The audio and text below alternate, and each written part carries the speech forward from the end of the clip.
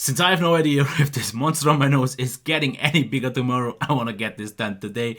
And this, by the way, would be the third of 5 videos in total about the new Sennheiser HD500 series, which I started off with the 559, followed on by the 569. Today, it's time to review the 579 and then at last the 599, along with a big comparison of all 4 of them, and all of this was made possible thanks to Cyberport. And I would say it's time to jump into and check what we get in the box. Of course, as always, obviously the headphones, and similar to all the previous ones already, you also get the 3-meter long cable. The quality is absolutely fine with the 1/4-inch jack on the one end and with this adapter to use it with 3.5mm as well. On the other side, we will see the interchangeable end that you can just straight in plug and then twist and lock if you want to replace the cable at some point if it maybe breaks or something like that. Unfortunately, unlike on the 569, you don't get a cable like this where you already have a 3.5mm jack on one end and the interchangeable on the other end, not with the remote or not without, but I'm pretty sure you can just pretty easily buy them afterwards. This should not be a problem. In terms of design, as you can see, they look very similar to the previous ones, just in a different color. But what is noticeable, as you can see here, the padding is noticeably thicker on the 569 compared to the 599, and the cushioning itself is also quite different because it's noticeably harder and just a lot thinner. And the same also goes for the ear cups, because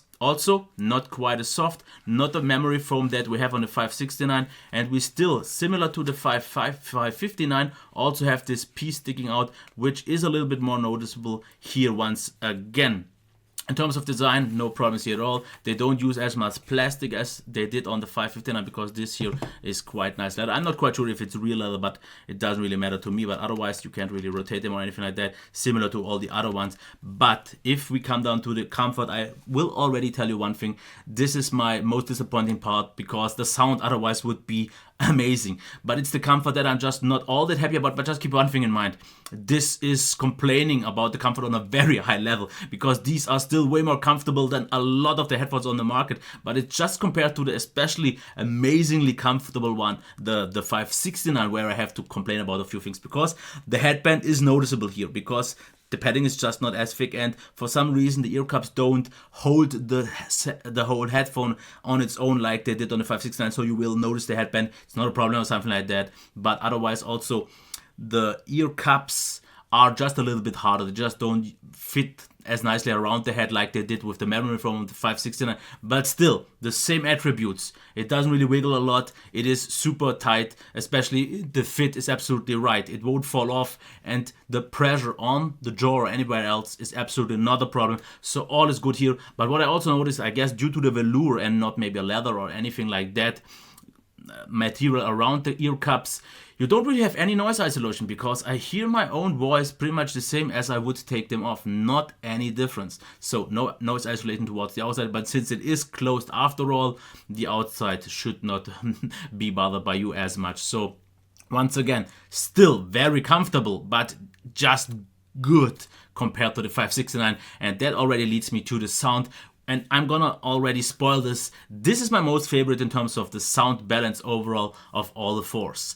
Because the bass, really nice, warm and punchy, but still precise and detailed, with a really nice extension and really nice. It's not extremely deep, none of them are, and it's not extremely accentuated. It's not really emphasizing a lot. It's still quite neutral on a slightly I would say pleasing sounding way, and I really like that. Also the mids, very nicely, very full frontal vocals and still nicely balanced, still as well as all the rest here, very warm and very pleasing, very satisfying to listen to. And then we have those highs that could maybe be for a few people a little bit too harsh, but I enjoy it because we have so many details. The clarity is just amazing in all the higher voices, really nice to listen to, and I really enjoyed listening music here, especially once again due to the warm sound. It felt so pleasant to use it for a long period of time, and it wasn't too harsh for me. I like that we have clear present highs, and this is just something I enjoyed. The sound stays absolutely nice and very similar to actually the 599, but I will get to that in the comparison, because you get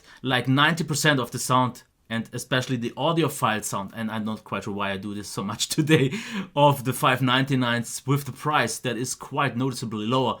And I would say let's just already get to the pros and cons, because we have quite a lot. Good comfort, just good.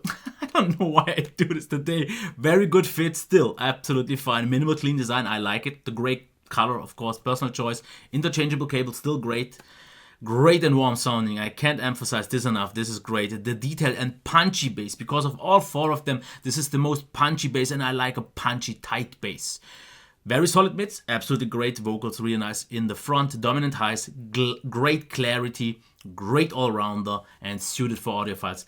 On the negative side, which isn't really negative all that much, is the noticeable headband. It's not a problem at all, but you will notice it. On the 569, you just did not do that. Comfort is not as good as on the 569, but that's complaining on the super high level, because the 569s, as I said in that review, is one of the most comfortable headphones that I've ever listened to. Then needs more power than the 569 because it's a 50 ohm. If I didn't get the specs wrong, yep, I got that right. And that's why we'll need a little bit more power, but on a normal PC, it was no problem. It should still work with a smartphone quite okay. And slightly harsh highs, which is not a problem for me at all. And that's why I can already tell you one thing. For the price of even $200 in the US, the price is a little bit different in Germany.